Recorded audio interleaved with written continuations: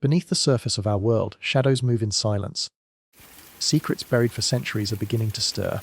And what you're about to hear will change everything you thought you knew. Are you ready to uncover the truth? Stay with me, because the answers are closer than you think. The night sky was alive with fire, not stars, not meteors, something else. In 1958, deep in the South Atlantic, the United States military launched a secret project known as Operation Argus. Officially, it was a test. Scientific experiment. But those who were there tell a darker story. The air was heavy with salt and metal. Every breath burned in the lungs. Soldiers stood on deck, eyes wide, watching streaks of light cut across the heavens. The explosions did not sound like normal bombs. They rumbled long and deep, as if the earth itself trembled. The water churned. Waves rose higher than ships had ever seen. Men clung to rails, whispering prayers under their breath. Then silence. No waves, no wind, just an unnatural stillness. From the horizon came a glow, cold green and shimmering. It did not move like fire. It pulsed, almost alive. One man swore he heard a sound beneath the hum of the engines. A low whisper. A language he did not understand, carried on the wind. Others claimed their skin prickled as if invisible hands reached out to touch them. The military told them to remain calm, to stay silent, to never repeat what they saw. But witnesses broke. They spoke of a tearing in the sky, like fabric ripped open, revealing something beyond. Not space, not stars, something else. Vast cold watching. The records state it was only radiation, only scientific testing. Yet the survivors could not forget the feeling. The silence that screamed louder than thunder. The light that felt alive. The presence that lingered after the ship sailed away. Operation Argus was buried in classified files. The official story was simple. Experiments in the upper atmosphere. But those who lived through it were never the same. Some claimed their dreams were invaded. Some vanished. Others ended their lives, unable to endure the memories. The question remains, what did they really unleash in the skies over the South Atlantic? The truth may still be hidden in sealed documents guarded by silence. Or perhaps it is still up there, watching, waiting. One night, you may look at the stars and see it too. Continue from where you left the story. The night stretched on, silent, uneasy. For weeks after Operation Argus, sailors reported strange illnesses. Their skin itched. Their eyes burned. Some claimed they heard faint humming even when the sea was still. The doctors aboard said it was radiation. But the men knew better. The sound was not in their ears. It was inside their heads. One soldier awoke screaming. Clutching his chest, he swore something had entered him during the glow. He said it was cold, like ice beneath his skin. His body convulsed. His eyes rolled back. And then, silence. The humming stopped for everyone except him. He lay motionless, staring at the ceiling, lips moving as if in prayer. Later, when they carried him below deck, others heard it too. A whisper in the hall, soft, unintelligible, but constant. The ship's lights flickered. The engines groaned. Even the sea seemed to rise and fall out of rhythm. Something was following them. Something vast and unseen, just beyond the edge of vision. Men avoided looking at the horizon. They feared what they might see. One night, the glow returned. Not above, but below. The ocean lit up, pulsing with the same green shimmer. Waves spread in circles as if something massive was stirring beneath. The deck vibrated under their boots. The air tasted metallic, sharp, unnatural. Then came the sound. A low, deep tone that rattled the bones. Not thunder, not machinery, something alive. The captain ordered silence. He gripped the rail, his knuckles white, eyes locked on the water. The men held their breath. And then, something broke the surface. The water split apart. Foam hissed like boiling steam. A dark shape pushed upward through the glow. The men froze. No one dared move. No one dared speak. At first, it looked like rock, jagged, black, glittering with wetness. But then it shifted. The surface rippled like skin. Veins of green light pulsed beneath, beating like a heart. The smell of sulphur and burnt metal filled the air. It stung the throat. It burned the eyes. The soldier below deck began to scream again. His voice was not his own. It was layered, distorted, echoing as if many spoke through him at once. The object, or creature, rose higher. The sea recoiled from it. The waves bent outward, fleeing its presence. Some swore they saw faces in the glow. Eyes that opened, blinked, and vanished in the light. Others claimed to hear words, not spoken aloud, but planted directly into their minds. You should not have opened the sky. The captain shouted for weapons. Rifles clattered. Hands shook. But when the men aimed at the shape, the triggers locked, frozen. Metal fused to metal. The green light surged brighter. The ocean vibrated. The ship's hull groaned, as if crushed by unseen hands. The men dropped to their knees. Some prayed. Others clawed at their own ears, desperate to block out the whispers. The sky above flickered. A tear of light appeared once more, just as it had weeks earlier. Only this time, it did not close, it widened, slowly, relentlessly. The captain whispered, trembling, "This is not of this world." And then the soldier's scream stopped. He rose to his feet, eyes glowing green, his mouth twisted into a smile not his own. The soldier stood still, eyes glowing like burning coals. His body swayed gently, as if caught in a current only he could feel. No one moved, no one breathed. Then his lips parted. The voice that poured out was not his. It was deep, layered. 1,000 echoes bound into one. You opened the gate. The words rolled across the deck, heavy and cold. Every man felt them in his bones. Some dropped their rifles. Others backed away, clutching their chests. The captain raised his voice. "Stand down, soldier." But the figure only smiled. His skin shimmered with faint green veins glowing brighter with each heartbeat. The air grew thick, heavy. Every breath tasted of rust and ozone. Behind him, the tear in the sky widened further. Jagged edges of light tore through the stars. A low hum filled the night, building like pressure beneath the sea. The soldier turned, staring at the widening rift. His arms lifted, slow and deliberate, as though answering a call. And when he spoke again, his words shook the ship itself. "They are coming." The deck trembled. Loose bolts rattled. The ocean heaved, crashing against the hull in violent waves. Then, silence. A silence so complete it swallowed even the roar of the sea.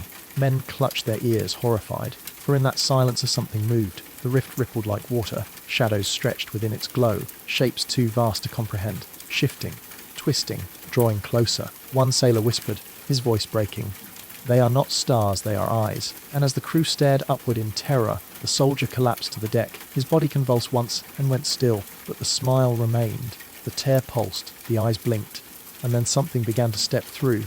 The rift pulsed brighter. A deep vibration rolled through the air. Every man on deck felt it in his chest like a second heartbeat. From the glow, a shadow pressed forward. It bent the light around it, warping the stars, twisting the sky. Its outline shifted, never the same shape twice. At times it looked human, other times monstrous. Always wrong. The air grew colder. Frost spread along the metal rails, crackling under the sailors' hands. Their breath turned white. Their teeth chattered. Then came the sound, a scraping, like stone dragged across stone. It echoed from nowhere and everywhere at once. The men staggered, covering their ears. The captain shouted orders, his voice breaking. No one moved. They were locked in place, eyes fixed on the impossible thing pushing through. The rift tore wider. The sky bled light spilling green fire across the waves. The sea hissed as if boiling, yet the cold only deepened. Something touched the ship, invisible at first. Only the groan of bending steel gave it away. The deck lurched. Chains snapped. Barrels rolled across the wood, crashing into terrified men. Then they saw it, an arm, if it could be called that, long, black as void, dripping with liquid that sizzled where it fell. The stench was unbearable, sulphur decay, and burning metal all at once. The sailor nearest screamed, not from pain, from recognition. He swore he had seen it before, in his dreams, every night since the first blast lit the sky. The arm gripped the edge of the rift. The sea buckled. The ship groaned. And with a sound like tearing flesh, the creature began to pull itself through. The arm dragged downward. Metal screamed as the rift widened. The stars above seemed to vanish, swallowed by the spreading void. The crew scattered across the deck. Boots pounded on wet wood. Men shouted prayers, curses, names of loved ones. But their voices were drowned by the sound, the deep, endless hum that filled the night. The captain gripped the wheel. His hands bled from splintered wood. He barked orders no one could hear. The ship shuddered, engines straining, but the water beneath resisted. It was as if the ocean itself wanted to hold them still. The arm flexed. Fingers, too many, bending the wrong way, scraped across the hull. The touch burned through the metal. Smoke and steam hissed upward, choking the air. The smell was unbearable. Rotten ozone, salt and sulphur. It clung to their skin, their hair, their lungs. Another shape pressed against the tear. A head. If it was a head, it bulged through, stretching the rift like fabric. Smooth black, glistening with fluid. No mouth, no features. Only eyes. Rows of them blinking in uneven rhythms, green, gold and black. Each eye fixed on the ship. Each sailor felt it, like hooks pulling at their thoughts, dragging up their deepest fears.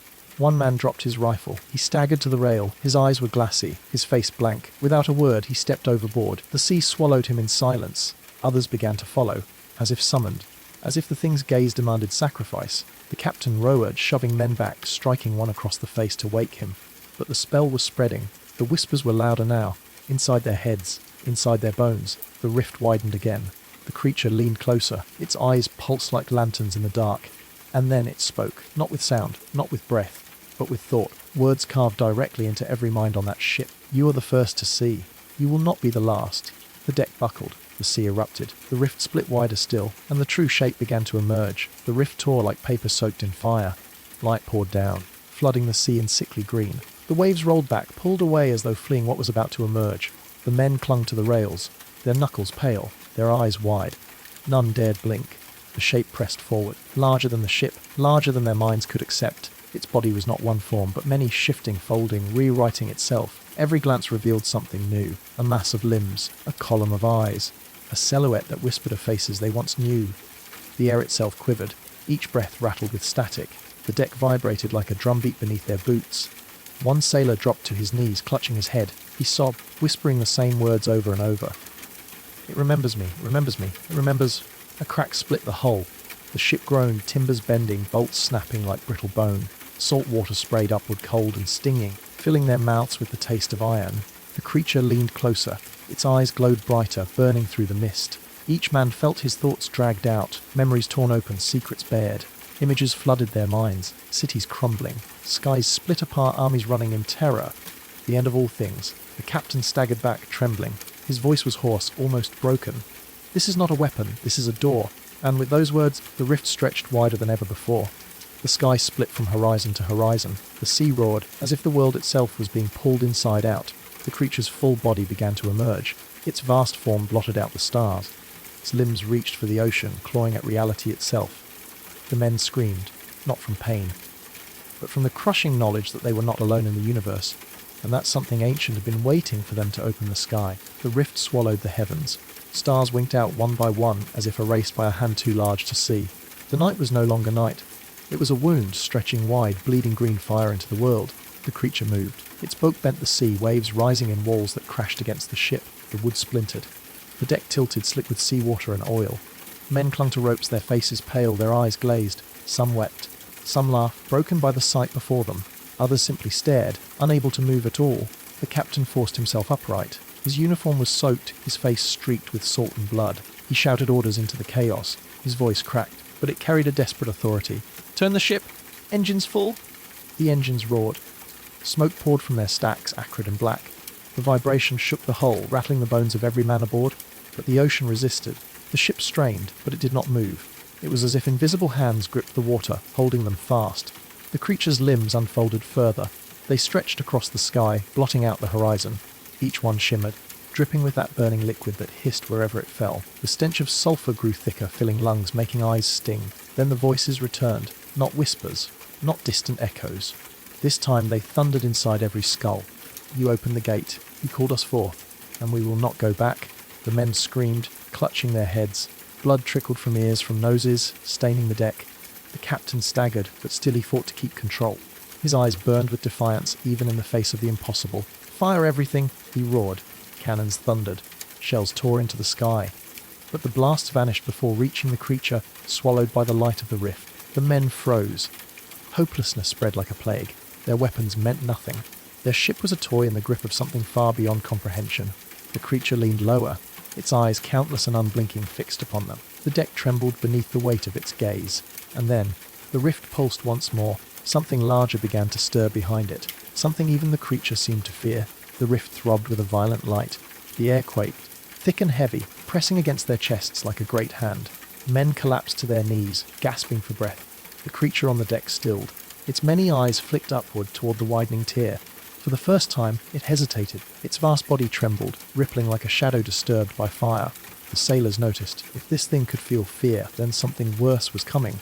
The water churned. Currents tore in every direction.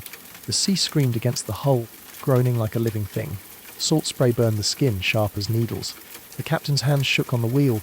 His lips moved, silent at first, then louder, defying the terror. "Whatever it is, it cannot have us." The rift expanded, splitting the sky from horizon to horizon. The green fire deepened to black. From its depths came movement. Not limbs, not eyes. Something larger. A presence pressed through. Not seen yet felt. It pressed into their skulls, suffocating thought, erasing memory. Voices shrieked in their heads, overlapping, countless, unbearable. One sailor's eyes rolled back. He collapsed, his body twitching as if strings pulled him. Another dropped his knife and began to laugh. High, broken, endless laughter. The creature that had terrified them before shrank back from the rift. Its limbs retracted. Its eyes dimmed. It clung to the edge of reality like a parasite fleeing its master. The sailors saw it. They knew. Whatever was coming through the tear was not kin to the thing before them. It was worse, older, vast enough to make even monsters recoil. The captain screamed over the roar. "Engines, push her, now!" The ship lurched forward, straining, trembling. Smoke choked the air. The deck shuddered beneath their boots. For a brief moment it moved, but then the sea rose. A wall of black water higher than the masts, higher than the sky itself. It towered above them, as though the ocean had been commanded to stand, and within that wall eyes opened. Thousands. Blinking in unison, the men froze. The captain's voice died in his throat, and the rift whispered, with a voice vast enough to drown the world, "You are not leaving." The wall of water loomed above them. Its surface shimmered with that same sickly green. Each wave writhed as though alive, crawling with unseen forms beneath. The men clutched the rails, their knuckles white, their faces drained of blood. No one spoke, no one breathed. The eyes in the water blinked in perfect rhythm. Each pulse sent a shock through the air. The deckboards rattled. The masts groaned. The very air smelled of iron and lightning. The captain's voice cracked as he shouted, All hands, brace! But the wall did not crash down. It leaned forward slowly as if studying them.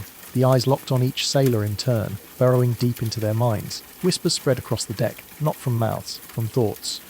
Private fears dragged screaming into the open. A man sobbed for his mother. Another begged forgiveness for sins he had hidden for years. One pressed a pistol beneath his chin, trembling, before the captain tore it away. The sea was no longer water. It was a mirror, and in it, each man saw not his own reflection, but the moment of his death. The creature that had first emerged from the rift still lingered. Its limbs curled inward, its body shrinking away like smoke in wind. It clung to the edges of the ship, shuddering. The sailors realized. It was afraid to look at the wall. The captain gritted his teeth. His hands shook on the wheel. He would not bow even as his crew cracked under the weight of unseen eyes. Engines forward! He roared. Through it! Through. The ship thundered, engines screaming, smoke choking the air. The bow cut into the waves, forcing its way toward the wall. The eyes narrowed. The wall bent lower, and then, without warning, it split open. Not with water, not with light, but with a mouth. A vast, endless mouth that stretched from horizon to horizon. The sea itself opened to swallow them whole. The men screamed. The ship tilted. The world fell inward, and the last thing they heard before the darkness closed around them was laughter. Low, endless, carried on the wind. Darkness closed around the ship.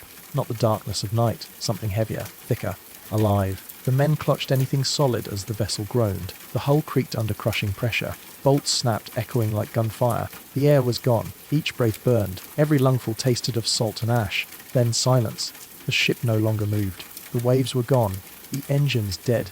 The world itself seemed to have stopped. A faint glow bled through the black.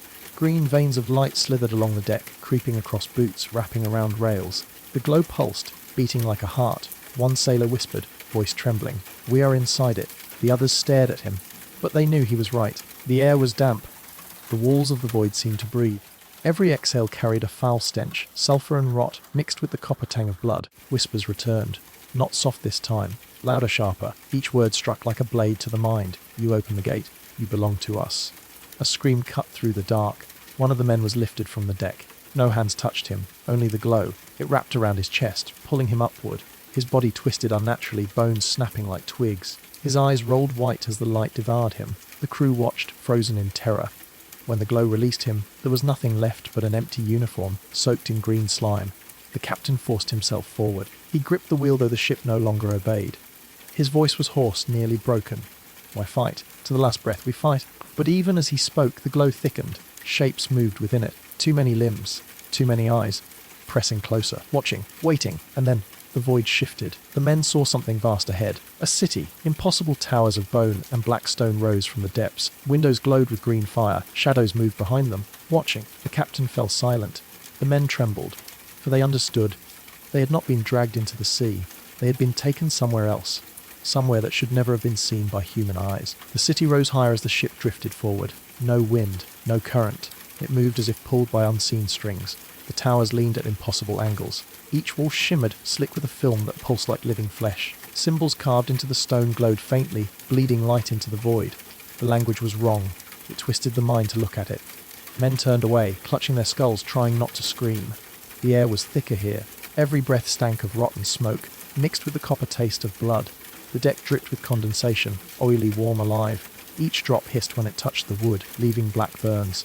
The captain stood at the bow, staring into the glow. His face was pale, his eyes hollow, yet he would not turn away. One sailor whispered, voice quaking, "This is not a city, it is a graveyard." But graves did not move, and these towers moved. They shifted when no one was looking. They leaned closer, as though listening, and from inside them, shadows revved. Then the whispers grew stronger, not from the rift. From the city itself. They rose from the walls, the streets, the towers that reached into endless dark. "We remember you. We remember the first who came, and we remember how they screamed." The crew staggered back. Fear rippled through them, for the words carried not just sound, but images. Visions burned into their minds. They saw other ships, wooden sails, iron hulls, all dragged into this place, torn apart piece by piece. Sailors nailed to the walls of towers, eyes gouged out, glowing green as they whispered into eternity. One man vomited over the rail. Another clutched his head, shrieking, begging to be shot. The captain gripped his pistol, hands trembling, his jaw clenched. Why end this before it ends us? But the ship moved on, deeper into the city. The towers leaned closer. The glow grew brighter. And ahead, in the heart of the abyss, something vast began to stir. The ship slid into a narrow channel between the towers. The water below was black and glassy, reflecting the green light that dripped from the walls. Every ripple distorted their reflections, twisting their faces into grinning skulls, hollow-eyed corpses, things they would one day become. The silence was unbearable. No waves, no creak of wood, only breath, ragged and shallow, and the thud of hearts beating too fast. Then the sound began, a low vibration beneath their feet. It rose through the hull into their bones, rattling teeth, shaking eyes in their sockets. The towers pulsed with the rhythm, like 1,000 drums. A heartbeat not of this world. The sailors staggered, clutching their ears, though the sound was not heard. It was felt. One fell to his knees, blood pouring from his nose. Another collapsed, seizing, foam bubbling at his lips. The captain remained standing, barely. His knuckles were white on the pistol grip. His eyes fixed ahead where the channel widened into an open square. And there it was, the stirring. A vast pit lay at the city's centre. The water ended abruptly at its edge, falling into endless darkness. From within, the glow surged brighter, spilling waves of green across the towers. Something was rising. The surface of the pit bulged, heaving like the chest of a sleeping giant. Then it cracked, and from the fissures oozed light, thick, liquid, alive. The smell hit them first. Sulphur, rot, burned hair. It coated their tongues, stinging their eyes, choking every breath. Shapes began to emerge, not one, not many. A mass, a mountain of shifting flesh and eyes, dragging itself upward. Every tower leaned closer, every wall vibrated. The whispers swelled into screams, echoing through the sailors' skulls. The heart wakes, the heart remembers, the heart must feed. The men broke. Some hurled themselves overboard into the black water. Others fired their rifles blindly, bullets vanishing into the glow. One tried to claw out his own eyes, shrieking that he would not be seen. The captain raised his pistol, pressing the barrel to his own temple. But before he could pull the trigger, the water beneath the ship erupted. A limb, vast, dripping, covered in writhing eyes, rose from the pit. It reached for the vessel, and the city roared to life. The limb crashed down. The ship splintered like kindling. Water surged over the deck, freezing cold, pulling men into the pit below. Screams filled the air, sharp and raw, then cut off one by one. The smell of sulphur grew stronger, burning throats, making eyes water. Salt and blood mixed on every tongue. The captain clung to the broken mast, his pistol lost in the chaos. Around him the sea glowed brighter, every wave alive with writhing green veins. The towers leaned closer still, as if the city itself wished to watch. From the pit more limbs rose. Long, spined, slick with black slime. Each dripped glowing liquid that hissed as it touched the water. It sounded like meat searing on a hot iron. A sailor surfaced beside the captain, his face pale, his eyes wide, fixed on the thing below. He opened his mouth to scream, but only a flood of green light poured out. The captain recoiled. The man's body stiffened, cracked, and then collapsed into ash that scattered across the glowing sea. The whispers returned, not outside, inside. Inside the captain's skull. We waited. You opened the sky. Now we rise. His vision blurred. The stars above spun like a wheel. He felt his grip weaken, his strength slip away as though invisible hands were pulling him down. And then he saw it, in the centre of the pit, rising higher. A shape larger than the towers themselves. A head, crowned with jagged spines. Its eyes opened, glowing like twin suns, and the sea shook with its gaze. The captain could not look away. His mind screamed to close his eyes. His body refused. The glow filled him. It pressed into every corner of his soul, until he was certain he no longer belonged to himself. The captain's fingers slipped from the mast. He sank into the glowing water. The cold struck first, sharp biting, like knives across his skin. Then came the heat, a burning from within crawling into his veins, filling his chest, searing his lungs. He tried to scream, but the sea entered his mouth. It was thick, oily, alive. It clung to his tongue, slid down his throat, and coiled inside his stomach. Every nerve in his body caught fire. Darkness pressed against his vision. Shadows twisted into faces. His crew, their mouths open, their eyes hollow. They floated around him, whispering without sound. He kicked upward, but the water fought back. It pulled him deeper, deeper toward the pit. The heartbeat thundered louder. It rattled his bones, it tore at his sanity. His chest felt ready to split apart. And then, silence. The captain's body stilled. He no longer struggled. Something had taken hold. He opened his eyes. They glowed the same unnatural green as the pit. The whispers filled him completely now, not as voices but as commands, clear, unquestionable. You are ours. You will lead. You will bring the sky down again. The captain drifted upward, carried by unseen currents. When he broke the surface, the ruins were gone. The towers had sunk into shadow, the glow fading as if nothing had ever been there. The broken ship floated in silence, no survivors, only him. The sea was calm, too calm. Not a ripple disturbed the water, as if the ocean itself feared to move. The captain climbed onto the shattered deck. His skin was pale. His veins pulsed with light beneath the surface, glowing faintly in the moonlight. He turned his face toward the horizon. His lips moved, whispering words not his own. And far above, the clouds began to tremble. The clouds thickened, boiling like smoke from an unseen fire. The moon vanished behind them, and the sea turned black. Every wave froze in place, as though time itself had been held still. The captain stood unmoving on the shattered deck. His glowing veins pulsed in rhythm with the thunder that rolled overhead. Each pulse brighter, faster, spreading through his body like cracks in glass. The air grew heavy. Salt and ash pressed against his tongue.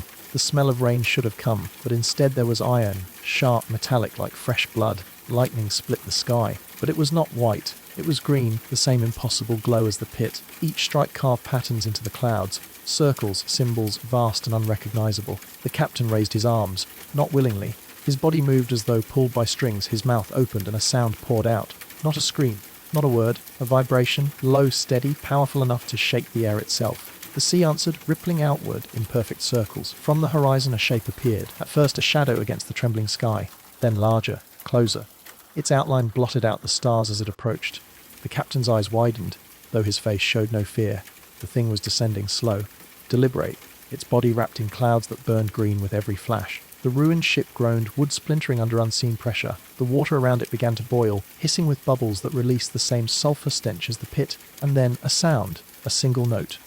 Low, endless. It echoed from above and below, as if the sky and sea had spoken together. The captain fell to his knees. The glow in his veins flared so bright his skin seemed translucent. His body shook with the force of it. His eyes rolled back, and the whispers screamed inside his skull. The door opens. The heart ascends. The world will feed. The shadow above broke through the clouds. Its first limb touched the sea, and the ocean recoiled like a living thing. The limb pressed into the sea. The water boiled away on contact, leaving steam that burned the skin. The captain gasped, though no sound came. His veins flared brighter, spilling light into the night. The shadow descended further. A torso, vast and shifting, wrapped in coils of cloud. Its surface moved like living flesh, but it was not flesh. It was something older, something that should never have been seen. The air thickened until it was hard to breathe. Each inhalation carried dust and ash, as if the sky itself had decayed. The taste of iron grew stronger, coating the throat, choking every word. The ship shuddered beneath him, not from waves, but from pressure. The wood bent and groaned, each plank screaming as if alive. Nails tore loose and shot upward, drawn to the thing above like filings to a magnet. The captain's eyes opened wide. The glow filled them completely, drowning out any trace of human colour. His body rose from the deck, weightless, lifted by unseen hands. His arms stretched outward, his chest arching to the sky. Lightning struck again, not at random. Each bolt carved deeper symbols into the clouds. The air vibrated with their power, and the symbols began to burn. The shadow leaned closer. A head took form, jagged, crowned with spines. Its mouth was a chasm, lined with teeth that did not end, curving into infinity. From it came a breath, hot, rotting. It swept across the sea, turning the water black. The smell of sulphur, iron, and something older than earth filled every lung. The captain trembled in its presence, but his body no longer belonged to him. His voice was no longer his own. The sky remembers. The sea obeys. The flesh yields. The shadow's eyes opened. Twin orbs of burning green, so bright they drowned the stars. They fell upon the captain, and in that instant, his humanity ended. The captain's body arched violently. His bones cracked like splintering wood. Light burst from his mouth, his eyes, his fingertips. Every vein burned with fire, tearing his flesh from within. The sea trembled around him.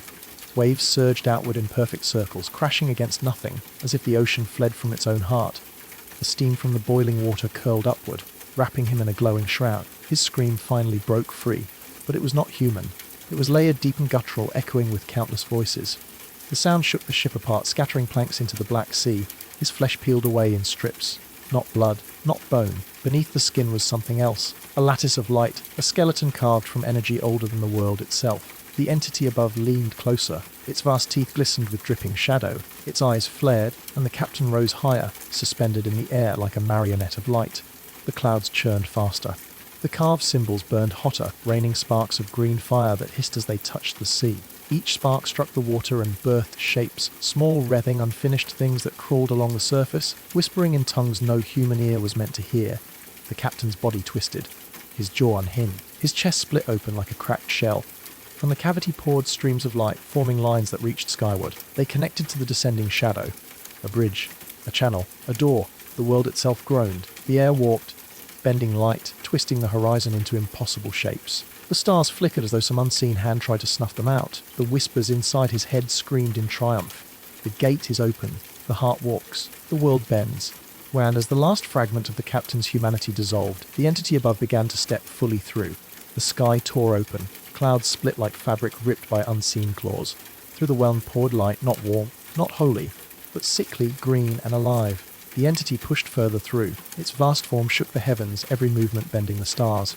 Constellations shattered, scattering like broken glass across the void. The moon flickered, then vanished behind the burning symbols carved in the storm. The captain's body convulsed, suspended in midair. His chest cavity gaped wider, ribs stretching like open wings. From within, tendrils of light lashed upward, tethering him to the shadow's endless mass. His face was no longer his own. Skin sagged, peeled away, replaced by shifting light and endless eyes. Each blink echoed with whispers, thousands speaking in unison. Each word burned into the air like firebrands. The flesh yields. The gate holds. The world bends. The ocean red below no longer water, but a surface of living patterns. Circles spun outward, glowing veins crawling like roots across the waves. Every fish that broke the surface came out wrong, twisted, luminous, their bodies breaking apart into ash before sinking again. The air grew hot, too hot. Breath scalded the throat, singed the lungs. Salt stung the eyes until tears burned trails across the skin. From far off, on the black horizon, lights began to appear. Not stars, not ships, towers, cities. Whole landscapes rising from the sea impossibly fast. Ruins that should not exist surfaced all around, their walls pulsing with the same green glow. They leaned toward the sky, as though greeting the descending shadow. The captain's scream returned, long, endless, inhuman. It tore across the air, across the water, across the bones of the world itself, and the shadow answered, its mouth opened wide. Its voice rolled across the sea like thunder made of grief and fire. The sky is broken. The heart has come. And as it stepped through the gate, the stars above went dark, one by one. The world shook as the shadow's form pressed fully through the torn sky. Its weight was not physical, but every stone, every tree, every grain of sand seemed to feel it. The ocean buckled, the air bent, the horizon twisted like molten glass. The captain's body, stretched wide in the light, became nothing more than a conduit. His ribs locked open, his chest glowing like a furnace. From him poured streams of fire, binding sea to sky, earth to void. His mind, what little remained, screamed.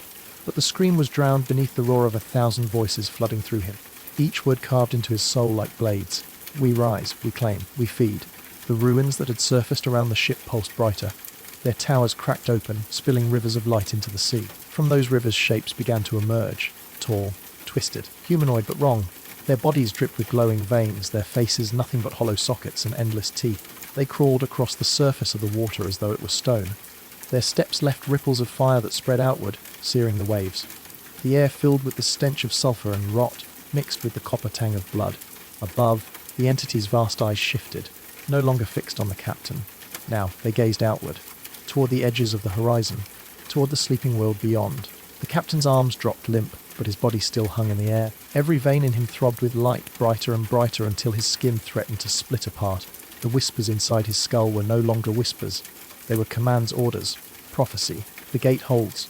The heart walks. The world bends. The entity opened its mouth wider. The sound that followed was not a roar. It was a note, a single vibration that rattled the bones of the earth itself. Mountains trembled, oceans heaved, and far away on distant shores, sleepers woke in terror with no idea why. The captain's body arched one last time. His chest tore completely open. From within spilled a torrent of green fire, lashing skyward, feeding the being above. And in that moment, the world changed forever. The fire poured endlessly from the captain's ruined chest. It coiled upward, linking sea and sky in a burning chain of light. Every pulse widened the wind above, letting more of the shadow press through. The ship beneath him was gone, swallowed by the boiling sea. Only fragments of wood floated, glowing faintly before dissolving into ash. The ocean itself had become a mirror of green light, rippling like liquid glass. The twisted figures that had risen from the ruins moved closer. Their bodies crackled with static, every step heavy with purpose. They gathered around the captain's suspended form, bowing their hollow heads. From their mouths spilled a chant, A sound like grinding stone, like chains dragged across iron. It rose and fell in rhythm with the being's heartbeat above. The stench of rot grew unbearable. Every breath scraped the lungs, thick and oily, as if the air itself was decaying. The sky churned black and green, clouds folding in on themselves like collapsing walls. The entity's vast limbs stretched wider. One reached down, brushing the surface of the ocean. The water recoiled, parting around it as though terrified to touch. Where its claws grazed, the waves hardened into crystal, jagged and gleaming within a light. The captain's eyes flared open once more. There was no humanity left in them. Only fire, only command. His jaw unhinged, far beyond what flesh should allow. A voice erupted, but not his voice. It was the voice of the thing above, speaking through him. The gate is bound. The heart is free. The world is ours. The twisted figures shrieked in answer, their cries rattling across the sea. The ruins around them shifted, towers leaning closer, walls splitting open.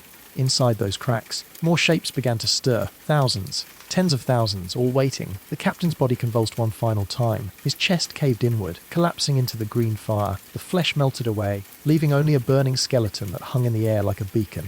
And at that signal, the entity stepped forward. Its full weight pressed into the world. The ocean screamed. The sky broke. And somewhere, far beyond the horizon, humanity began to feel the first ripples of a nightmare without end. On distant shores, the night changed.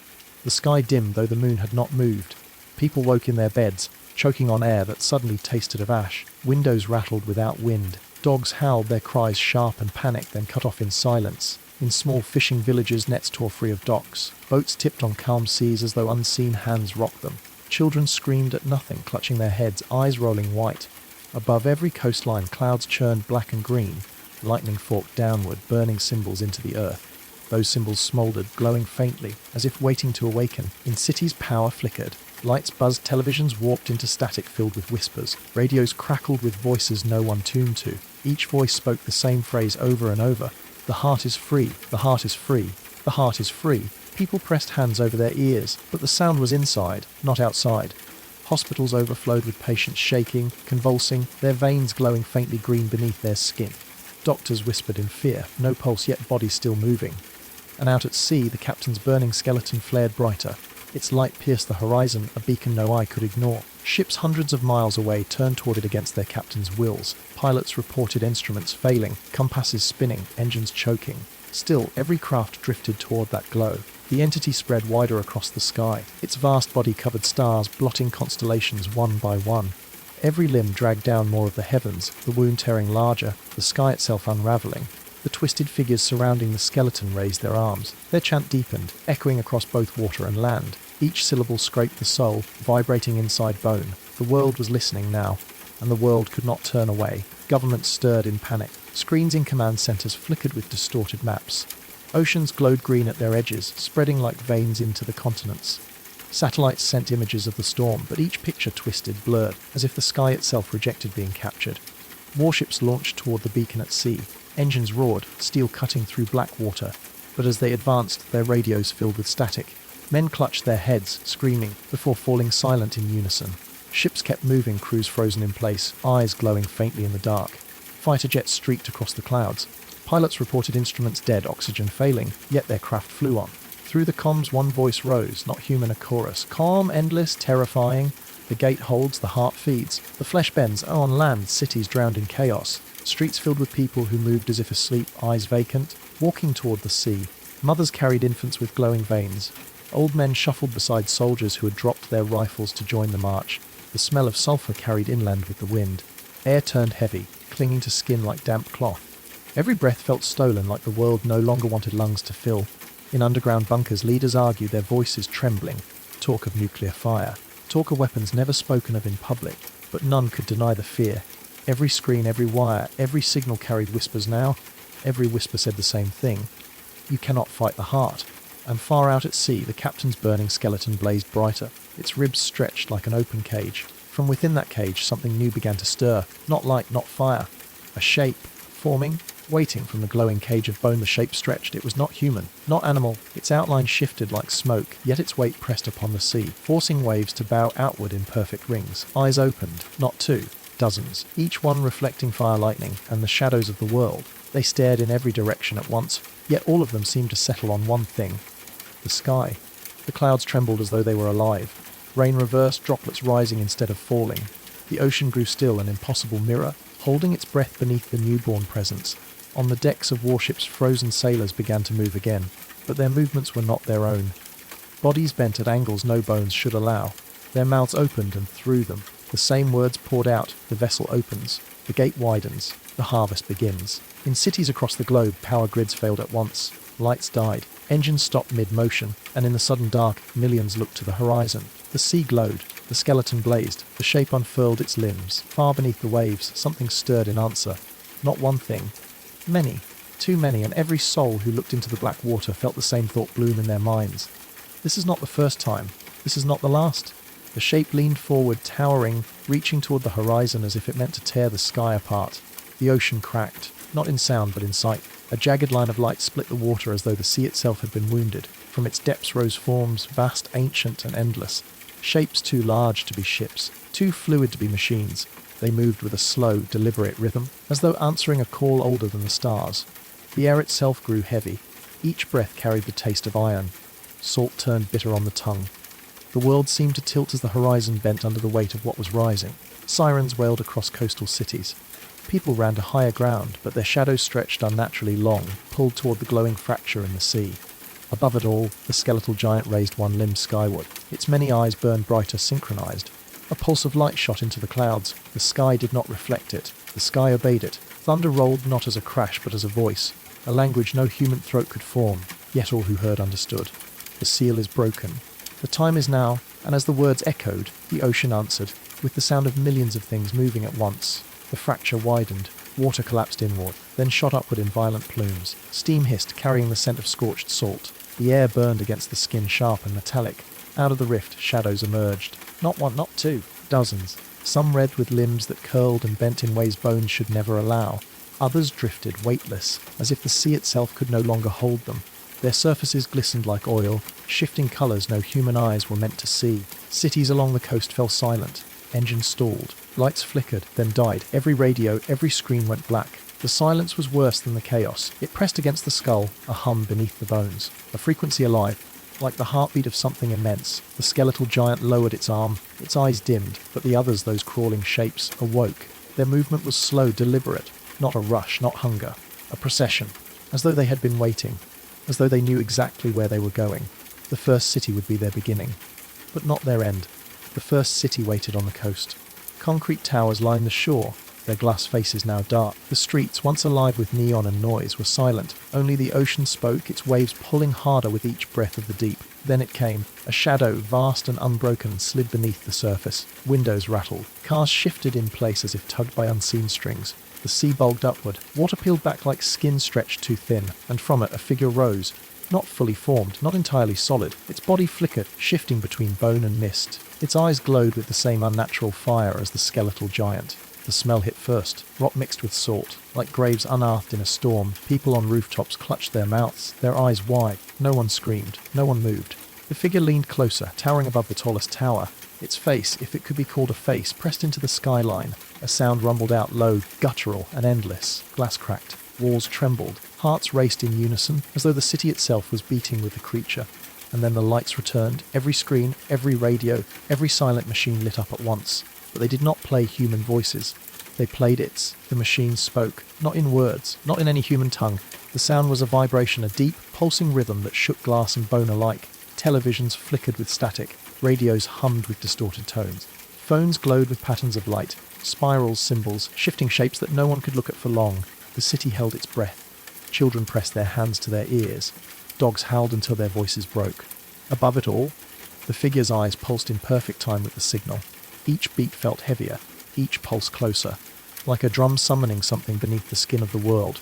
People collapsed in the streets, their bodies twitching. Some whispered words not their own. Others wept, clawing at their faces as if trying to unsee what burned behind their eyelids. The sea answered next. Waves withdrew, dragging ships and debris with them. The ocean floor groaned, exposed, black and glistening. And far out, on the horizon, more shadows began to rise. The broadcast did not stop, it grew louder. Hungry alive. And then, the first word in a voice that split the air like thunders. Prepare. The word echoed. Prepare. It did not fade. It rippled through glass, stone and bone alike. Every heart seemed to skip, then fall into rhythm with the sound. The city trembled. Streetlights flickered like dying stars. The smell of ozone thickened in the air, sharp and burning, coating tongues with bitterness. From rooftops, people stared at the horizon. The shadows there were no longer still. They stretched taller, broader, their forms taking shape against the pale moon. Some had wings that did not flap but unfolded like sails. Others crawled, their limbs too many, scraping against the sky itself. The sea beneath them boiled, glowing faintly from within as though lit by something buried deep. The machine spoke again. This time the words were clear. Not a warning, a command. The gates will open. Static hissed. Sparks rained from dead power lines. Car alarms wailed in unison, not triggered by motion but by the sound itself. On the tallest tower a man screamed. His voice tore the silence apart. But it was not fear, it was worship. Others followed, hands raised, voices cracked. A chant formed, weaving into the pulsing rhythm. The figure above the sea leaned closer. Its gaze swept across the city. The air grew heavier, pressing down like unseen hands. And beneath the streets something answered. Beneath the city, stone shifted. The ground trembled, not from the ocean but from within. Manholes rattled, pipes moaned. Dust fell in thin streams from cracked ceilings. The chanting above grew louder. Voices merged with the rhythm of the machines. A single rising chorus trembling with devotion and fear. Then the first rupture. A street split open with a deafening roar. Asphalt curled like torn paper. Heat surged upward, reeking of sulphur and rusted metal. From the fissure came movement. A pale hand, too long, too thin, clawed through the stone. Its skin rippled like wet cloth. Its nails scraped sparks against the broken road. Gas lines burst. Flames licked the sky. But the thing kept rising. Its body was not one shape, but many twisting over itself as though undecided. Screams echoed now. Some ran. Others fell to their knees, reaching toward it as if in prayer. The figure above the sea did not move. Its eyes glowed brighter, watching, waiting. The creature from beneath pulled free at last. It towered over the buildings, dripping black fluid that hissed when it touched the ground. The air stank of decay and smoke, and then it opened its mouth. Not to roar, not to speak, but to echo the same word in perfect unison with the machines. Prepare. The streets split again. Cracks ran like veins across the city, glowing faintly from below. Each fracture pulsed in rhythm with the word. Prepare. The ground itself seemed to chant. From every fissure more shapes emerged. Some small crawling on twisted limbs, their bodies jerking like broken marionettes. Others vast, rising slow, dripping with black ichor that burned holes into the pavement. The air thickened. Smoke mixed with a copper tang, metallic and sharp. It coated tongues. It filled lungs. Breathing felt like swallowing rust. People fled, but the streets betrayed them. Every path split, every alley collapsed inward. Escape routes became traps. The city was no longer theirs. On rooftops, the worshippers kept chanting. Their eyes glowed faintly, reflecting the same sickly light from the cracks below. Their bodies swayed in perfect rhythm as if strings pulled them. The machines grew louder. Sparks leapt from screens, yet they did not burn out. Instead, the symbols shifted faster, spirals twisting into gates, drawn in light. And then the ocean answered. The towering figure raised its arm once more. The horizon tore open, spilling white fire into the sky. The words came again. Not a command this time, a promise. The gates will open. The world will change. The cracks beneath the city widened. From their depths, a blinding light surged upwards, swallowing shadow and flame alike. And with it came the sound, a low groan, endless and vast, like doors older than earth itself being pulled apart. The gates had begun to open. The light consumed the sky. It poured from the cracks like liquid fire, blinding and pure. Shadows twisted against walls, stretching far longer than they should. The air hummed, a vibration that rattled teeth and bones. The gates groaned wider. Each inch echoed like thunder rolling through stone. The sound carried weight, pressing down on the chest until breathing became shallow. And then shapes inside the light, not solid, not flesh. They bent and folded, their edges sharp as glass, their centers empty. Every glimpse burned into the eyes, leaving after images that refused to fade. People screamed. Some clawed at their faces, tearing skin to rid themselves of what they had seen. Others fell silent, staring upward with blank devotion, their lips moving in whispers that matched the machines. The worshippers began to change.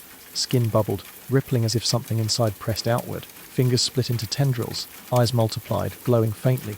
Mirroring the light of the gate, the creatures from below knelt, not to the city, not to the people, but to whatever stepped through. The horizon fractured, a second gate bloomed open, then a third, their light tearing the clouds apart. The sky was no longer night or day. It was a ceiling cracking open. The world trembled, the sea boiled. And for the first time, a voice from within the gates whispered, softer than the wind, yet filling every mind at once, "You are ours." The words sank into every mind. "You are ours." They did not sound like speech. They felt like thought, pressed deep into the marrow of bone. No one could shut them out. The light pulsed again. The gates yawned wider, spilling winds that reeked of ash and burned stone. The air sizzled against skin, leaving welts that smoked. From the radiance, a figure stepped forward. Its body was tall, impossibly thin, yet it shifted with each glance. One moment a silhouette of bone, the next a cascade of writhing limbs. Its edges bled into the air, as if reality itself could not hold it. Every creature below the city lowered its head. The skeletal giant in the sea bent one knee, sinking the waves around it. Even the chanting worshippers fell silent. The figure raised a hand, the world froze. Engines died, birds dropped from the sky. Even the wind halted, caught in its command. Only the heartbeat of the planet remained, slow, heavy, louder than ever. Then the voice returned, colder now. The gates are open. The harvest begins. The light behind the figure surged. Dozens more stepped through. Their forms flickered, each one stranger than the last, dripping with shapes that defied reason. And with their arrival, the ground beneath every city cracked again. The harvest had begun. The harvest began with silence. No explosions, no war cries. Just a hush that swept across the city like a veil. The light from the gates thickened, pouring downward in heavy beams. It did not burn, it pulled. People rose from the ground, their bodies lifted without resistance. Some screamed, thrashing in the air. Others hung limply, their eyes blank, their mouths whispering words not their own. The air filled with the sound of bones creaking, spines bent, jaws unhinged, limbs stretched, reshaped by unseen hands. The scent of iron grew sharp, as though the very atmosphere blod. Ozone crackled. Hair lifted from scalps as static swallowed the streets. The first victims were drawn into the light. They did not return. What came back was not them. Bodies dropped to the ground, but their eyes glowed faint white. They rose slowly, moving in perfect unison, their faces slack, their mouths still whispering. They did not attack. They walked, toward the ocean, toward the towering figure that waited at the shore. The voice filled the silence again, not from the machines now, but from the mouths of the changed. The harvest feeds the way opens the end. The gates pulsed brighter, and far beyond the horizon more cracks split the sky. The changed marched. Their footsteps struck in rhythm, a hollow drumbeat against broken streets. Their eyes glowed brighter with every step, pale lanterns in the dark. The air around them shimmered, bending light like heat over metal. Those who remained human hid in silence, shutters closed. Breath held every sound felt dangerous, as if the air itself carried ears. One soldier dared to raise a weapon. His rifle cracked, fire flashing in the night. The bullet struck a figure in the chest. No blood, no cry. The body only staggered, then straightened, the wound closing as pale light poured from within. The soldier screamed, but the scream cut short. His weapon bent in his hands as if gripped by invisible claws. His body lifted from the ground, thrashing, before the light claimed him too. The others watched in horror. His face slackened. His eyes turned white, and then he walked with them, perfectly in step. The harvest spread street by street. One by one, the city emptied into the march. No cries of resistance, only whispers carried in the same alien tongue. From the horizon, more gates flickered open. Each city, each coast. The same pattern repeating, as if the world itself were being rewritten. The voice returned, louder now, echoing from the sky itself. The way is clear. The end is near. The ground shook. The sea boiled. And something larger pressed against the opening gate. Light blood outwards, spilling rivers of brilliance that scorched the clouds.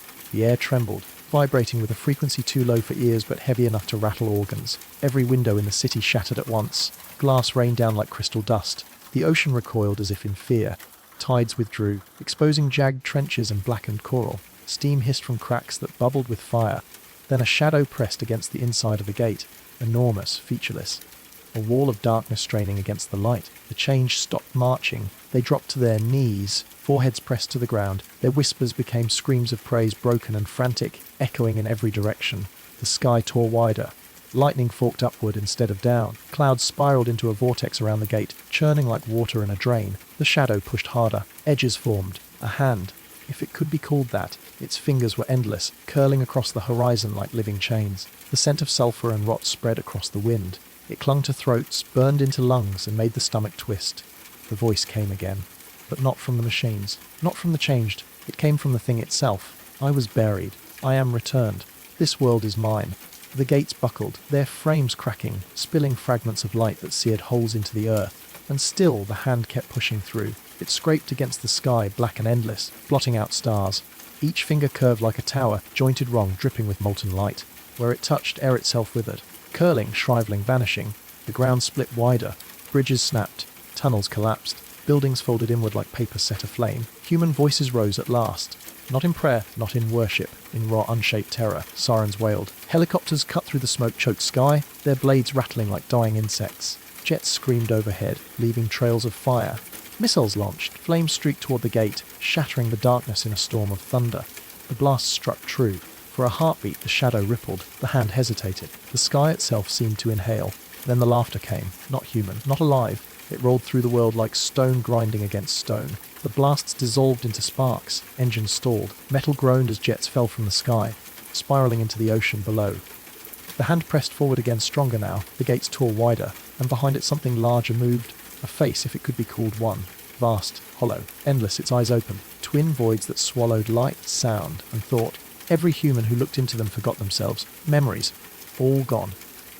The voice boomed once more, shaking the marrow of the earth. Your resistance feeds me. Your world becomes mine.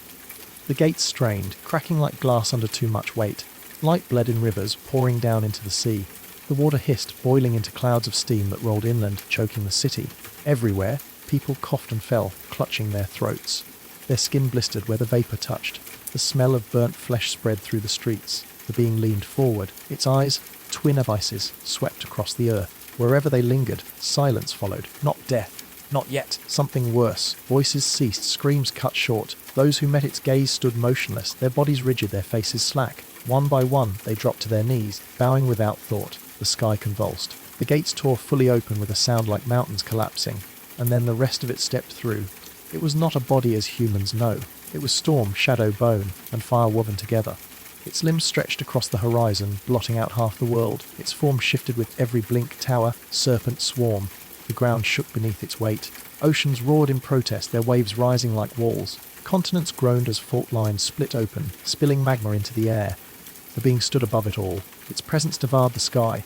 Its voice broke through the last remnants of human hope. This world is mine. The harvest is complete. The end has begun. And as those words fell, the earth itself cracked. Not just the city. Not just the ocean. The crust of the planet split open, glowing from within as if something even deeper stirred. From deep below. A glow pulsed like a heartbeat. Red, then white, then black. Not fire, not magma. Something older. The ground trembled as if the planet itself recoiled. Cities fell into the widening chasms. Bridges snapped. Mountains folded inward like paper. Then, a sound rose from the fissures. Low at first, almost a hum, but it grew, vibrating through bone and blood. Every living thing felt it. A call, the great being paused. Its massive head turned, staring down at the light beneath. For the first time it hesitated. The glow surged upward, tearing through layers of stone. Shapes moved in a radiance, colossal, unfamiliar, alive. The air grew heavy, crushing, as if the atmosphere itself thickened. The sky went dark, though no clouds remained, and from the chasm, something spoke, not in words, but in a resonance that bent the mind. The titan at the gates recoiled, its limbs shifting wildly, forms unraveling. It roared, a sound that shattered glass across continents, but the voice from below only grew stronger. It was not human, it was not alien, it was the earth itself, awakening. Two forces now stood in opposition, one above, one below, the gate being unfurled, its body splitting into wings of shifting shadow. It reached down with tendrils of liquid darkness, seeking to smother the rising light, but the earth's awakening pushed back. Columns of molten stone burst upward, glowing with an otherworldly fire. Not destruction, defense. The clash sent shockwaves across the continents. Oceans recoiled, walls of water swallowing coastlines. Forests ignited as invisible heat rippled through the air. Cities collapsed under vibrations no human ear could hear. Amid it all, people fell to their knees. Some prayed, some screamed, some listened, because within the roar of battle, there was a pattern, a rhythm. The hum of the earth carried words hidden beneath the thunder. Not all could hear them, but those who did understood. It is not here for them. It is here for what lies beneath. And the question spread like fire in the minds of the chosen few. If the earth itself was waking to fight, what had it been keeping locked away all this time? Deep below the crust, something stirred. Not the molten rivers. Not the bones of forgotten civilizations. Something older. Something vast. The earth's defense was not blind instinct. It was protection. A shield against a prisoner sealed in silence for eons. The chosen listeners pressed their ears to the trembling ground. They felt it in their bones. A pulse. A heartbeat too slow, too heavy. Too ancient to belong to anything mortal. The gate being's tendrils lashed harder now, tearing at the crust. It wasn't trying to destroy. It was trying to open. And with each strike, the heartbeat below grew louder, faster. Awakening. Skies dimmed as both forces strained against one another. Lightning tore sideways across the horizon.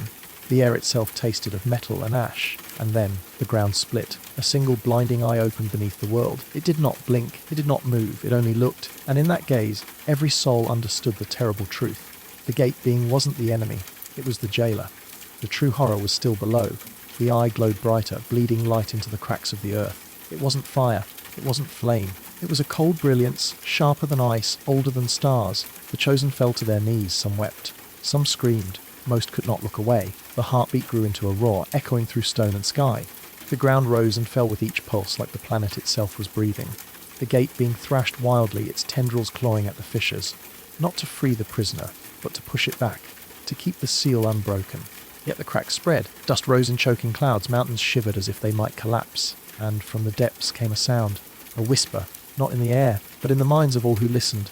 It was soft, too soft, but it carried across every thought, every language. You should not have woken me. The chosen clutched their heads. Their blood felt as though it were turning to stone. Visions poured into them. Cities turned to dust, oceans boiling, stars falling like ash. Above the gate, being wailed, it screamed tearing through clouds. It wasn't rage, it was fear, and still the cracks widened. The fissures split wider, glowing veins across the barren earth. Each pulse rattled the bones of the living. Each breath from below stank of sulphur and iron. The air thickened heavy, as though the sky itself had weight. The chosen pressed their foreheads to the dirt. Their voices broke into chants, desperate, uneven, not praise anymore, pleading, the gate being arched against the pressure. Its tendrils snapped like whips, clawing at empty air. Every strike sparked blue fire, burning without smoke. From the cracks, something shifted. Not flesh, not stone. A form that seemed to fold space around it, black and shining, yet brighter than the sun. The whisper returned. Closer, hungrier, you called. Now you will open. The chosen screamed as blood seeped from their eyes. Their cries rose above the storm of thunder and cracking stone. The heartbeat grew sharper, faster, like a war drum. The ground buckled beneath their knees. The sea far away boiled, waves crashing against empty shores. And then a hand emerged, not human, not anything known. A hand carved from light and shadow, its fingers long, jointed too many times. It clawed upward, gripping the edge of the world. The gate, being lunged, wrapping its limbs around the hand. Their collision shook the earth. The sky split into rivers of green lightning. But the hand kept rising, and with it came an eye. A second eye, wider, hungrier. The second eye opened, blazing like a sun swallowed by shadow. Its gaze swept across the trembling earth. Mountains shuddered, seas recoiled. The air itself seemed to tear, groaning under its weight. The chosen convulsed on the ground. Some clawed at their faces until flesh peeled away. Others whispered prayers through broken teeth. But no prayer could cover the sound. That voice, that whisper, now louder. Your world is a wound. I am the cure. The gate being shrieked, pressing its body tighter against the fissure. Its limbs trembled, sparking with dying light. It was no longer a guardian. It was a wall crumbling stone by stone.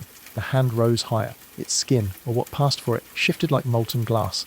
Every movement hummed with a vibration that pierced the skull. The ground cracked wider, exhaling steam that burned the lungs. And then the earth gave way. The chosen slid into the widening abyss, their screams fading into blackness. The fissure yawned like a throat swallowing light, swallowing sound.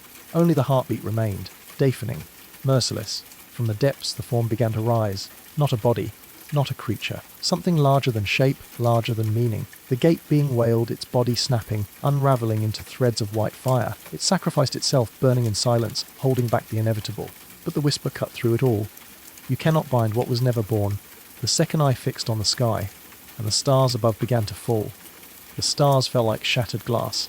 Each streak of light tore through the heavens, screaming as it descended. Some vanished into oceans, sending towers of steam into the night.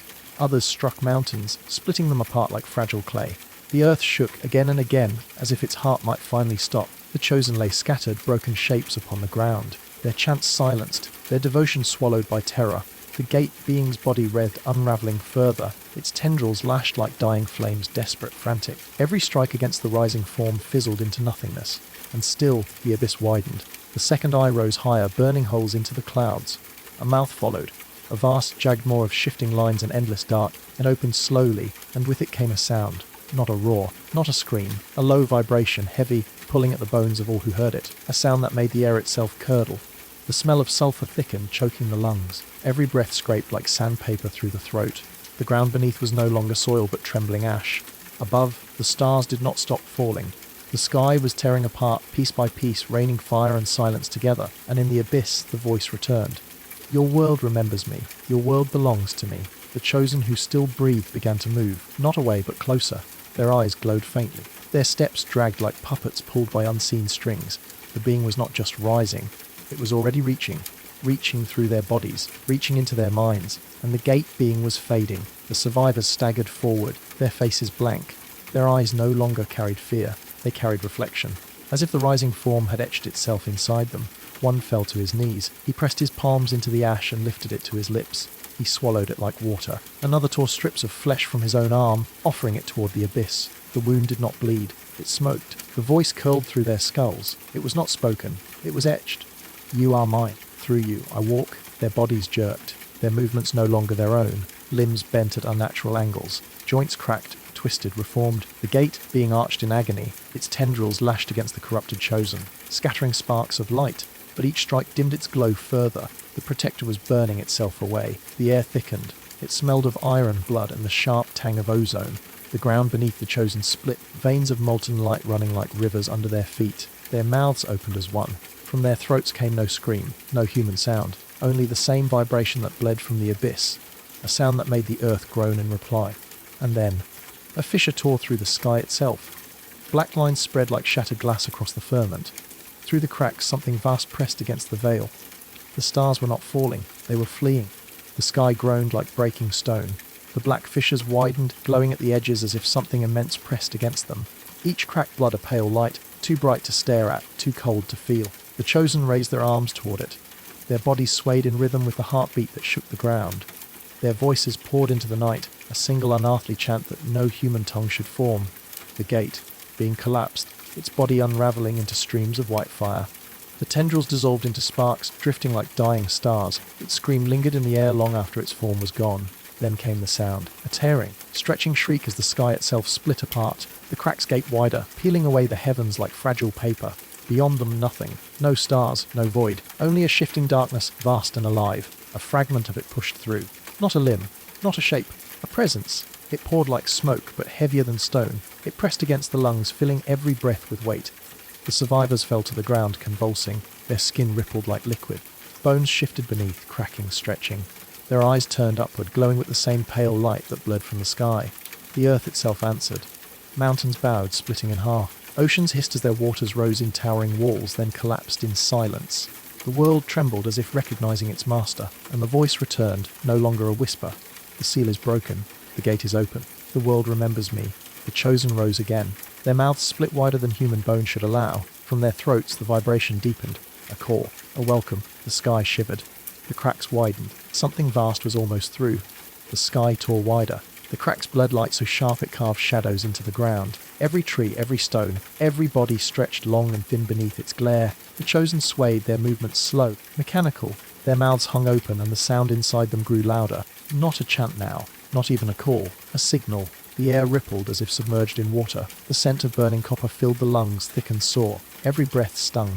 Every heartbeat lagged. The earth split beneath their feet. From the fissures, molten veins ran like rivers of glass. They pulsed in time with the sky, connecting Earth to the thing beyond. The survivors dropped to their knees, their bodies convulsed, their limbs jerking like broken marionettes. Skin peeled, flesh twisted. New shapes forced themselves outward. The present seeped further through the cracks above. Not a form, not a shape. A pressure that pressed against the world, folding it, bending it. The mountains groaned, the oceans recoiled. Animals in the distance shrieked, their cries snapping into silence. And then, the chosen stopped moving. They stood upright. Their eyes glowed like pale moons. Their mouths closed. Silence fell. A silence deeper than absence. A silence that swallowed the world's breath. And in that silence the voice returned. Through them, I walk. The survivors turned their heads in perfect unison. Their gaze fixed outward, not at the sky, not at the abyss, but at the horizon. Something was coming. The horizon quivered under a dull red glow. It was faint at first, like embers in a dying fire. Then it swelled, pulsing, painting the sky in waves of crimson. The chosen did not move. They stood motionless, faces tilted toward the light. Their pale eyes reflected it, two suns burning in every hollow skull. The air grew hotter, thicker. Breath scraped like ash against the throat.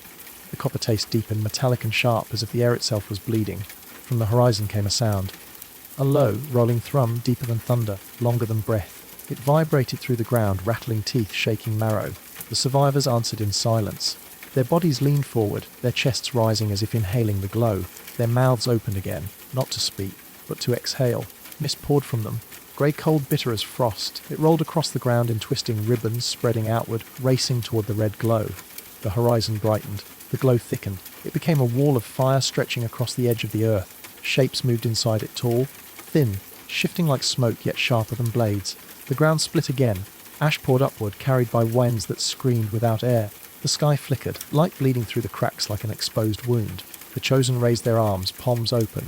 Their voices returned in unison, words not of this world. The horizon answered. The shapes began to march. The shapes drew closer, stepping through the wall of fire. At first they were silhouettes, black figures outlined against crimson light.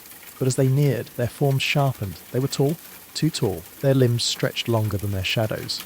Each movement bent reality, warping the air around them. Their skin shimmered like liquid metal, faces smooth, without eyes or mouth. Yet their presence screamed louder than any voice. The ground trembled with each step. The ash at their feet curled upward, clinging as if even dust obeyed them. The copper stench thickened, burning the tongue, clogging the throat. The Chosen knelt, not in worship, in surrender. Their bodies twitched, reshaping further. Spines arched until bones cracked. Fingers split into tendrils stretching toward the marching figures. Their mouths tore wider, gaping maws that leaked black smoke. The horizon dimmed. The firewall collapsed behind the newcomers, leaving only ruin in its wake. The shapes now stood at the edge of the fissure, towering above the trembling earth. The leader, if it was one, paused. Its faceless head turned toward the sky's broken cracks, and then, slowly, toward the survivors. The vibration deepened, not from the abyss, not from the sky, from them. The Chosen's voices rose again, but this time it was not a chant. It was a single word. One word spoken in a language that split the air. Open. The sky groaned. The fissures above flared white. Something vast began to force itself through. The word echoed, rattling the marrow of the world. Open. The sky answered. The fissures widened, bleeding streams of pale fire that cut across the heavens. The stars vanished completely, swallowed by the spreading cracks. Above was no night, no void, only a wound. The tall figures raised their arms. Their movements were precise, deliberate, like conductors commanding a symphony of ruin. The Chosen obeyed. Their bodies bent backward until spines splintered. Ribs cracked open, not with blood, but with light. A blinding, cold light that pulsed in rhythm with the sky. The air stank of sulphur and iron. It clawed at throats, searing lungs with every breath. The ground shook as molten veins surged brighter, carrying the rhythm upward. From within the Chosen, something stirred. The light inside them coiled, shaping into forms. Writhing shadows pressed against the torn skin, stretching it thin. Their mouths opened wider, tearing down to the jawbone. The sound that poured from them was not human. It was a grinding, a shriek, a metallic roar that scraped through the air like claws on glass. The tall figures stepped forward. Their faceless heads turned toward the opening bodies. They did not speak. They did not need to. The Chosen convulsed as the light inside them broke free. Tendrils of brilliance shot upward, latching onto the cracks above. The sky groaned louder. The wind spread, and through it, something began to lean. Not a shape, not a creature. A shadow so vast it erased everything around it. Its presence pressed downward, crushing air, bending stones, snapping trees in silence. The survivors collapsed. The tall figures knelt. Even they bowed beneath it. The voice filled the world, deeper than the oceans, older than the stars. I returned. The ground split like brittle glass. Stone folded inward, swallowed by a darkness that pulsed with the shadow's breath. The world itself seemed to recoil, shuddering under its weight. The survivors could not scream. Their voices had been stolen, smothered by the vast silence. Only their eyes moved, wide, unblinking, forced to witness. The shadow did not descend. It seeped. It bled into reality like ink spilling across paper, staining sky and soil alike. Each drop of it carried whispers. They slithered into ears, into veins, into thought. Foreign syllables etched themselves into bone, words that burned without sound. The tall figures rose from their kneel. Their movements had changed, no longer deliberate, but trembling. They looked small now, like puppets beneath the hand of their master. The Chosen were no more. Their husks lay broken, drained of light, skin collapsed like burnt parchment. But their eyes remained open, and inside those eyes something writhed. The air thickened. Every breath was a struggle, like inhaling tar. The survivors clawed at their throats, sinking to their knees. And then the shadow shifted. A single fragment of it reached downward, a tendril as wide as a mountain. It brushed the earth. The contact was silent, yet the forest withered. Rivers boiled, mountains cracked and bled fire, reality bent. Time itself staggered. The moon fell closer, dragging tides like chains across the sea. And within the heart of that tendril, a shape began to emerge. Something wearing the faint outline of flesh. Something learning how to be human. The figure coalesced within the tendril, its outline sharpened. Arms, legs, a head that tilted as though testing the weight of existence. Skin began to form, but it was wrong. Translucent, shifting like smoke held in the shape of flesh. Beneath it, veins of light pulsed, erratic and alive. The survivors staggered back. One fell, palm scraping against the dead soil, eyes locked on the forming thing. It was becoming, and with every second it looked more familiar. A face began to emerge, not alien, not monstrous, but human, unnervingly human. One of the survivors gasped, a broken sound. The face was his own. The shadow figure tilted its head, mirroring him. Every movement matched perfectly, like a reflection in shattered glass. It smiled, though he did not. The others began to see themselves too. One by one, faces surfaced from the formless dark. Each survivor stood doubled, their copy growing from the abyss. The whispers rose to a fevered pitch. Not one voice, not many, but their voices. The sound of their own thoughts echoed back at them, twisted and raw. The ground trembled harder. The sky groaned, splitting with cracks of pale light. And then, the doubles took their first breath, in perfect unison. The breath the doubles drew was jagged, like air dragged across broken glass. Their chests rose, fell, and then stillness. Each pair stood locked, original and copy, human and reflection, eyes staring into eyes, every blink, every twitch, perfectly mirrored. A coldness spread between them. Not from the ground, but from their mouths. The survivors shivered, realizing it wasn't mist at all. It was memory, drifting out in soft, glowing wisps. One man tried to turn away. His double did not. The copy stepped forward, breaking the symmetry. Its smile widened unnatural, teeth too sharp, too many. The ground pulsed with a low hum, a vibration that rattled bones. The cracks in the sky widened, spilling beams of pale fire, and as the light touched the doubles, their bodies solidified, more real, more alive. The first survivor screamed. His double reached out, fingers cold as stone, and pressed a hand against his chest. The man's body arched, convulsing, his voice choked into silence. In an instant, the light left his eyes, and then the double inhaled slow, deep, stealing the last wisp of memory from its original. When it exhaled, it spoke with the survivor's voice. "I am awake." The others stumbled back, horror frozen in their veins. Their own reflections began to move, one step forward, two, advancing in perfect rhythm. The shadows weren't mirrors anymore. They were replacements, and they were hungry. The air turned thick. Every breath tasted like rust. The survivors staggered, their eyes darting between the advancing copies. Each step echoed too loudly, too deliberate, as if time itself bent to the rhythm of their approach. One woman clutched her arm. Blood seeped through her sleeve, warm against her skin. Her double tilted its head, watching. And then, the wound appeared on the copy too. But instead of bleeding, it bled light. A pale stream, like liquid stars, poured down its arm. The double smiled wider. The woman gasped as her own wound deepened. The connection was undeniable. The others tried to run, but their shadows clung to the ground, stretching, lengthening, writhing like living chains. Every step forward dragged the survivors deeper into resistance.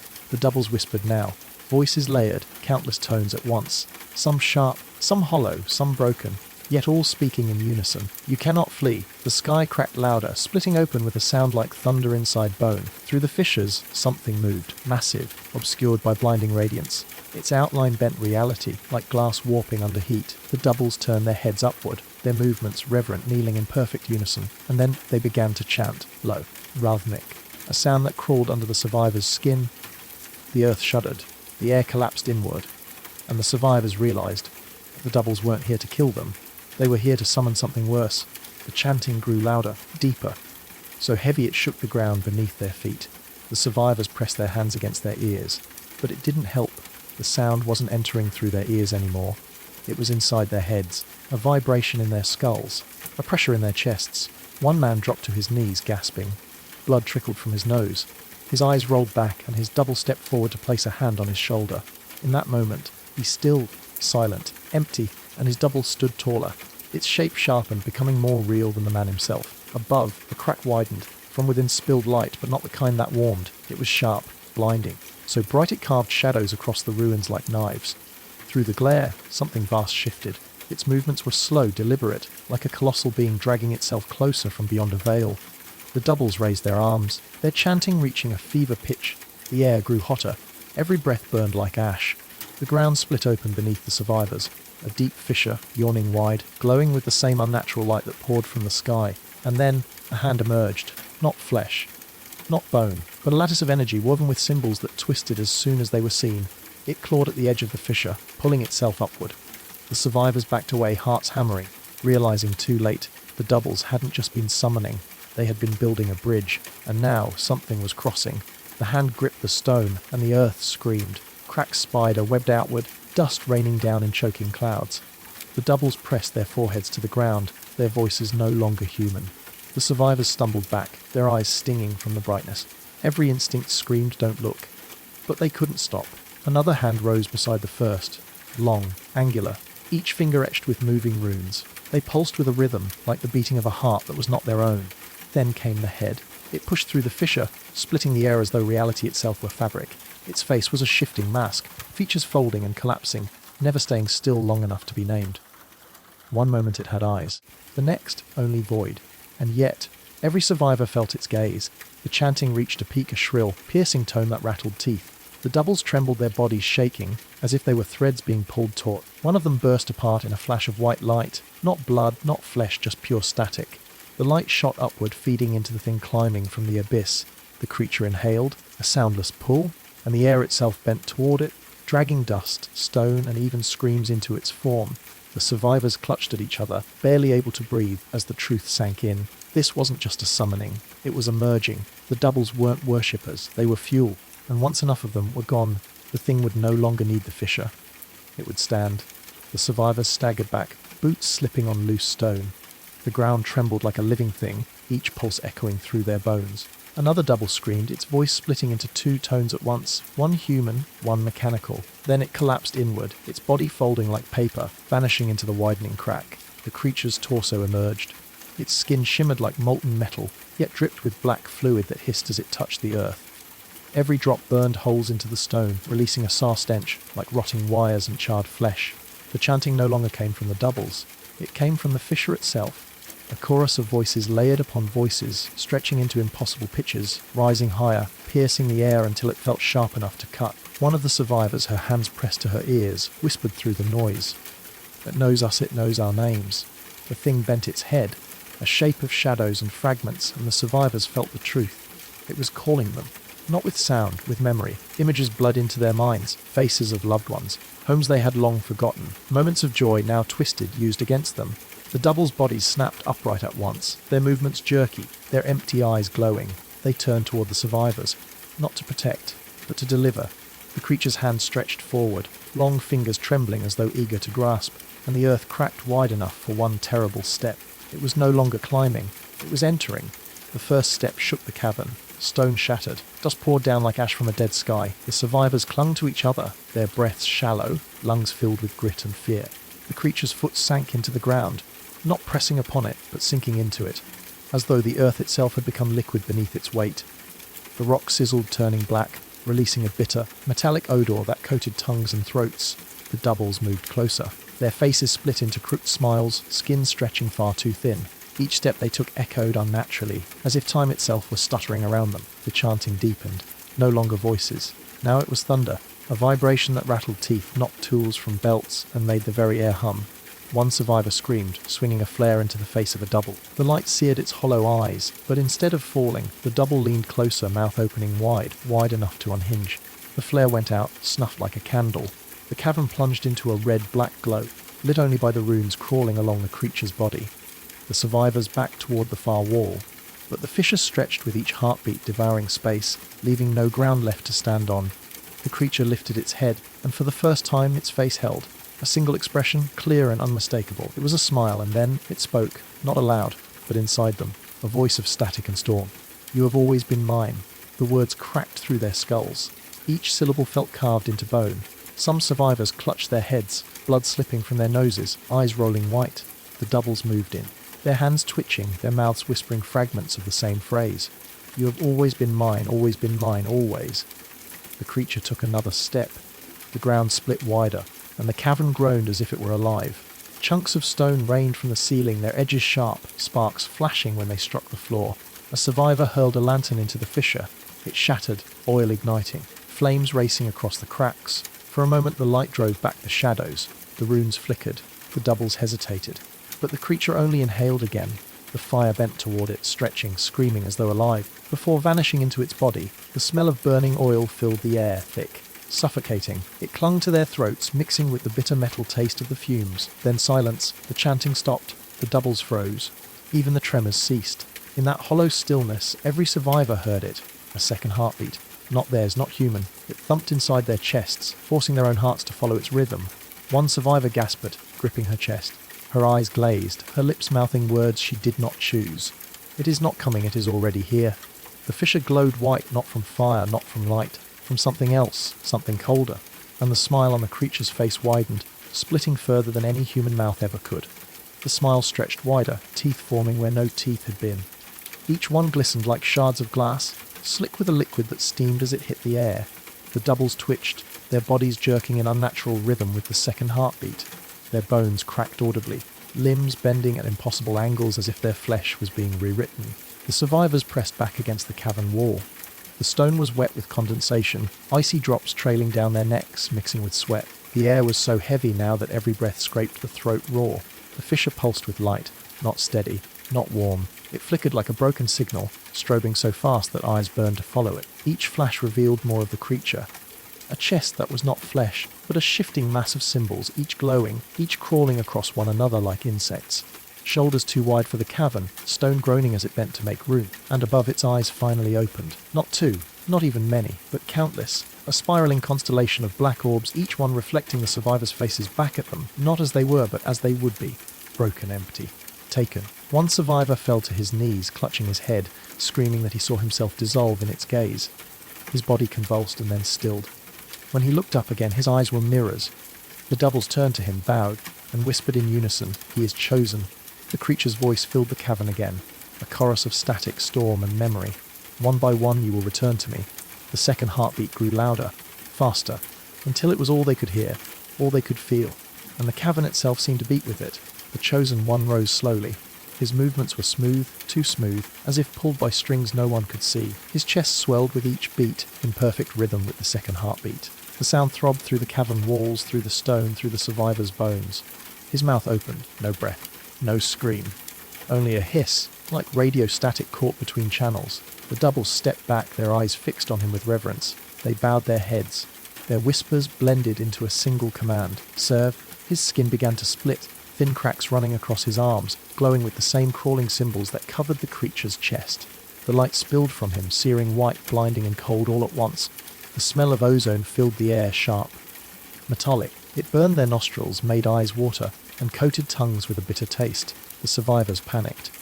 One grabbed a broken piece of stone, raised it high, and slammed it against the chosen one's head.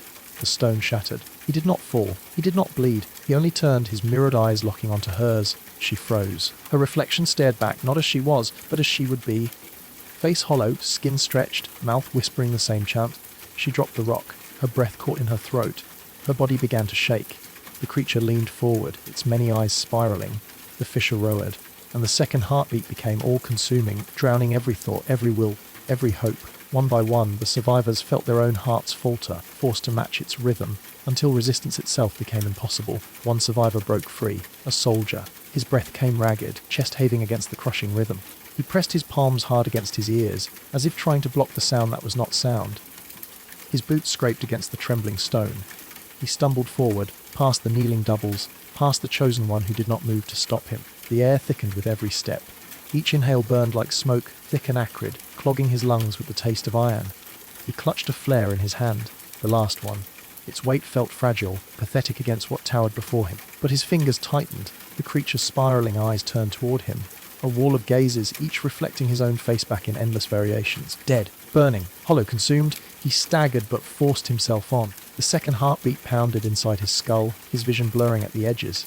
He tasted blood on his tongue. Every nerve screamed to kneel, to surrender, to let go. But he did not stop. He struck the flare against the stone. A burst of light roared into the darkness, filling the cavern with fire, red glow. The doubles shrieked, their skin bubbling, their forms collapsing into ash and static. The chosen one recoiled, his mirrored eyes flashing violently, cracks widening across his glowing chest. The creature shuddered. For the first time its smile faltered. The flare's light reached the fissure. The white glow twisted, fought back, but began to shrink, folding inward as if the flame was forcing it closed. The cavern shook, chunks of stone crashed down, the roar of collapsing earth filled their ears. The soldier screamed through clenched teeth, forcing himself closer, flare raised high. But as he neared the creature's chest, one massive hand moved, slow, deliberate, blocking his path. Its fingers opened like a cage, and the heartbeat grew louder still. The soldier pressed forward. His body shook. Blood streamed from his nose, his ears. He raised the flare. The creature's hand closed around him, but the light pierced through its skin. A scream filled the cavern.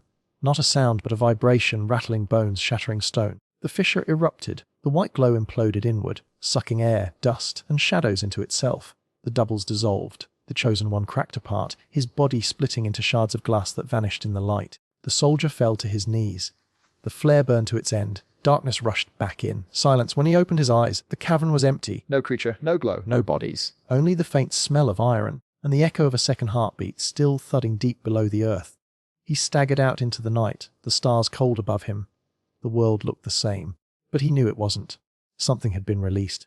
Something had only just begun, and the heartbeat was getting louder.